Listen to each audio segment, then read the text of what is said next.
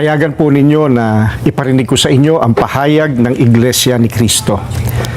Mula nang magsagawa ng Rally for Transparency, Accountability, Justice, and Peace ang Iglesia ni Cristo noong November 16 to 17, 2025, patuloy kaming naghihintay kung paano tutugunan ng gobyerno ang malawak na katiwalian na naganap sa ating bansa. Mahigit 3 buwan na ang lumipas, subalit wala pa ring natatanaw ang mga mamamayan na kalutasan sa napakalaking pangungulimbat sa kaban ng bayan.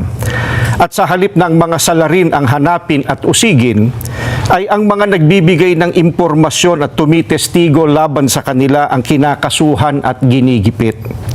Kung kaya't hanggang ngayon, ay hindi pa natutunton ang sinasabing mahigit na 1 trilyong piso na inilaan sa mga flood control projects at iba pang pagawaing bayan.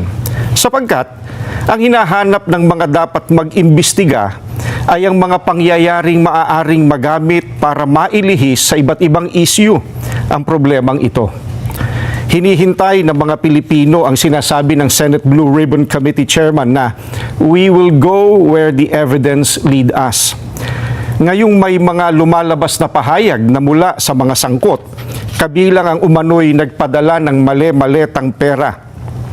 At kamakailan lang ay pinatunayan ng mga dating sundalo na umaming sila ang naghatid ng mga ito. Bakit tila walang malinaw na hakbang upang palawakin pa at tapusin ang investigasyon? Anong ebidensya pa kaya ang hinihintay upang seryosohing tuntunin ang mga mastermind sa katiwaliang ito? May mga pahayag din na ang paglitaw ng mga dating sundalo ay bahagi ng isang destabilization plot. Kung ganoon ang paratang, hindi ba lalo itong dapat imbestigahan sapagkat ang destabilisasyon laban sa gobyerno ay isang seryosong usapin ukol sa pambansang seguridad? Bukod dito, ang malawakang bahagi ng inihayag ng mga dating sundalo ay tuwiran pa namang may kaugnayan sa naganap na paglimas sa salapi ng bayan. Matamang naghihintay pa rin ang sambayanan, kasama ng milyon-milyong Pilipino sa buong mundo at maging ng mga international media at iba pa na nagmamasid, ang mga kaanib sa Iglesia ni Cristo ay patuloy na nakabantay.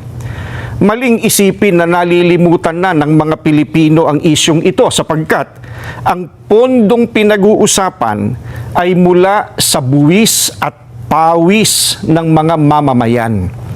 Ang aming panawagan ay nananatiling malinaw. Ilantad ang buong katotohanan.